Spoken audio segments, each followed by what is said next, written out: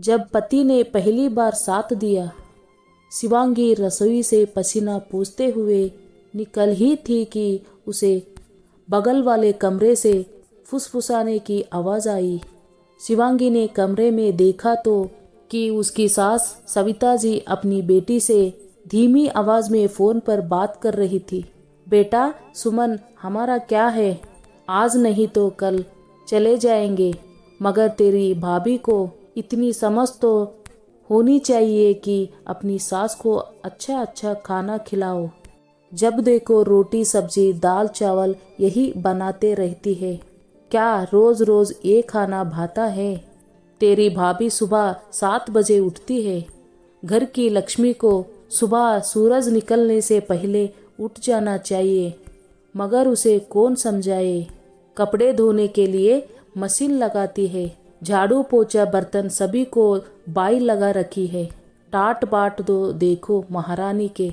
हम तो हमेशा हमारे कपड़े हाथ से ही धोते थे, और काम वाली बाइयों के काम भला किसे पसंद आते हैं। शिवांगी ने सब कुछ सुना और अपने कमरे में आकर बैठ गई।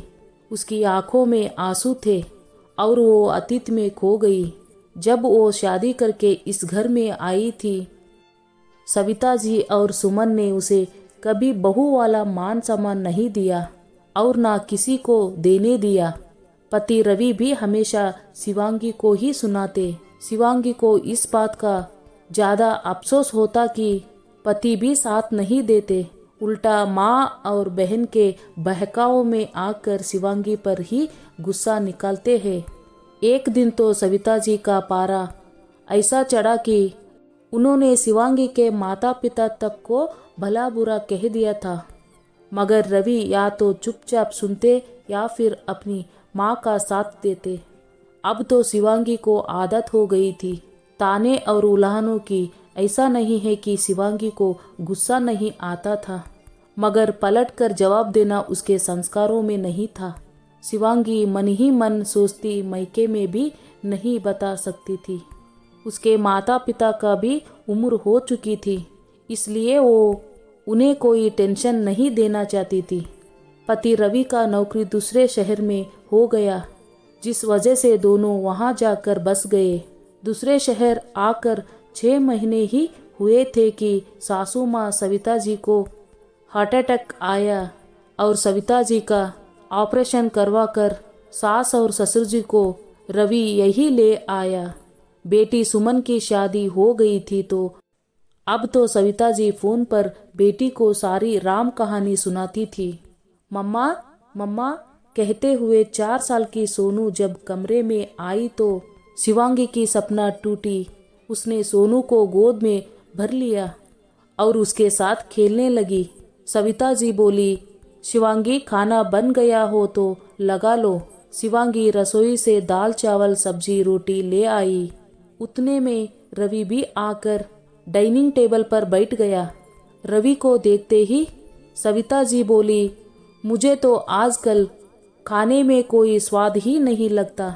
ये बीमारों वाला खाना रोज रोज खाया नहीं जाता। रवि बोला, माँ आपको तला हुआ और चटपटा खाना खाने के लिए डॉक्टर ने मना करके रखा हुआ है, इसलिए शिवांगी रोज ये खाना बनाती है। पकोड़े वड़ा समोसा ये सब हम भी नहीं खा रहे हैं, बल्कि आपको तो ये सोचना चाहिए कि मेरी वजह से घर में तला खाना बना ही नहीं रहा है और कोई नहीं खा रहा है। पिछले साल आपकी बाईपास सर्जरी हो चुकी है। आपको हार्ट की समस्या की वजह से घर में तेल घी का इस्तेमाल काफ़ी कम हो गया है। हम भी नहीं खाते। सविता जी बेटे का जवाब सुनकर चुप बैठ गई।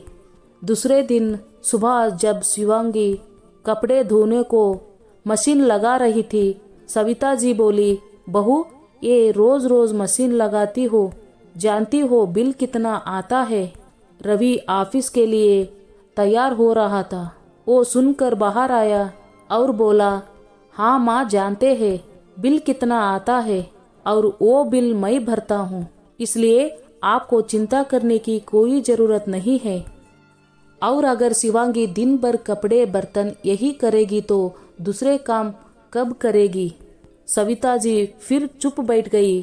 शिवांगी के लिए ये पल जिंदगी के खुशनुमा पल थे जब पति रवि उसका साथ देता। आज रवि पहली बार शिवांगी के लिए गजरा लेकर आया था और अपने हाथों से उसे शिवांगी के बालों में लगाते हुए बोला, शिवांगी हो सके तो मुझे माफ कर देना। शिवांगी बोली, क्यों? रवि बोला, एक रोज जब मैं अपने कमरे में ऑफिस का काम कर रहा था, मुझे बगल वाले कमरे से माँ की आवाज़ें सुनाई दी। वो सुमन को तुम्हारे खिलाफ बातें बता रही थी और मैं जब कमरे से बाहर आया तो मैंने तुम्हें ये सब सुनते देखा। तुम अपने कमरे में आकर रो रही थी। तब मुझे पहली बार समझ आया था कि अब तक मैंने जाने अनजाने में कितनी बार तुम्हारा दिल दुखाया होगा। शिवांगी बोली, आप सब समझ गए और आपने मेरा साथ दिया।